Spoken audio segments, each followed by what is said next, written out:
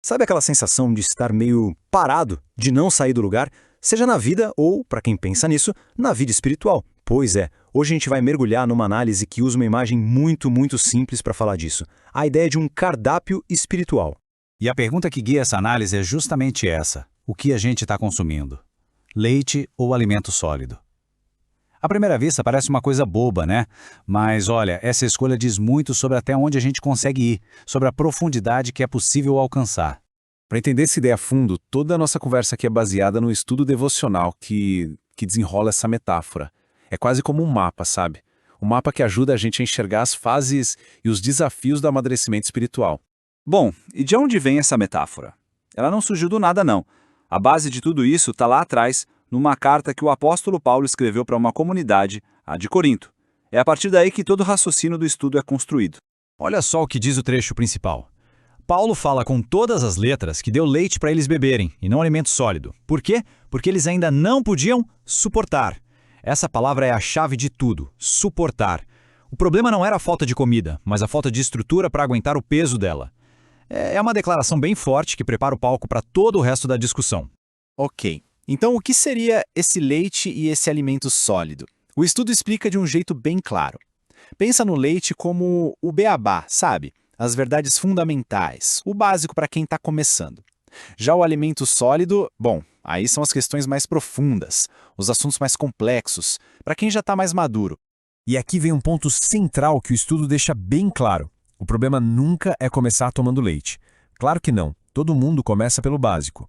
A grande questão, o que preocupava Paulo, era a estagnação. É ficar parado na fase do leite, quando já era para estar mastigando algo com mais substância. Tá, legal.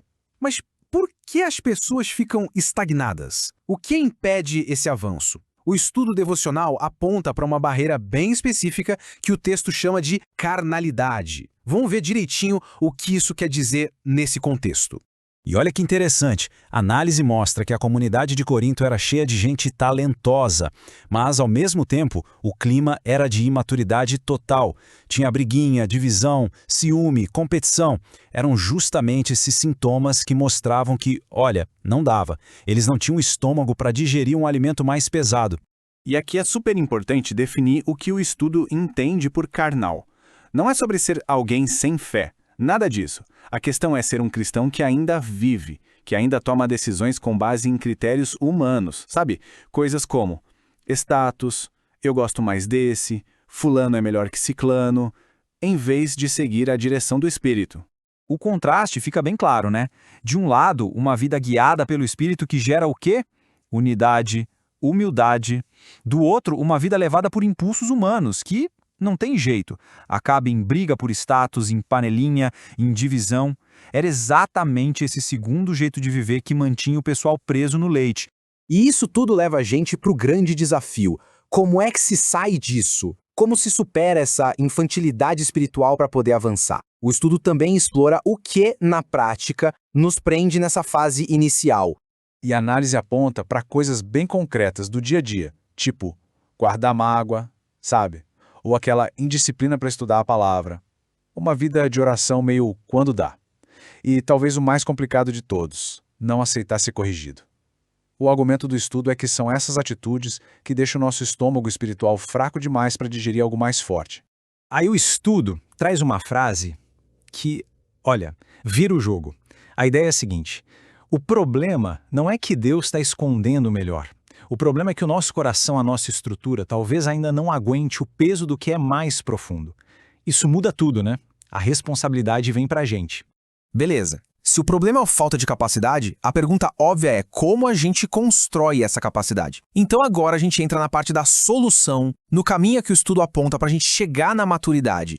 Primeiro de tudo, vamos definir. O que é essa tal de maturidade espiritual? De acordo com a análise, não é um troféu, não é um cargo, nada disso. É uma coisa prática. É um tipo de obediência que aparece no dia a dia, na forma como a gente se relaciona com os outros, com humildade, buscando a unidade, sabendo ouvir. E como é que se constrói essa capacidade na prática? O estudo sugere 3 caminhos. O primeiro é suportar. De novo essa palavra. Suportar a verdade, a correção, a responsabilidade. O segundo é amar. Mas um amor que não precisa ganhar discussão, que não precisa estar certo o tempo todo. E o terceiro é servir. servir de verdade, sem ficar esperando tapinha nas costas. Percebe como cada um desses pontos é o exato oposto daquela imaturidade que a gente falou antes? E para que tudo isso? No fim das contas, o objetivo desse amadurecimento todo é simplesmente nos preparar para receber e para viver as coisas maiores que Deus tem. Ou seja, crescer não é a meta final. Crescer é o que nos prepara para mais profundidade, para mais responsabilidade e, claro, para gerar mais frutos. Então, a grande sacada desse estudo todo parece ser que crescimento espiritual não é só sobre acumular informação, mas sobre construir a capacidade de suportar mais verdade. E isso deixa a gente com uma pergunta no ar, para pensar mesmo. Se estivéssemos prontos, hoje, que tipo de alimento sólido estaria esperando? Que verdades mais profundas? Que desafios maiores estariam disponíveis? É uma questão que vai muito além da nossa conversa aqui.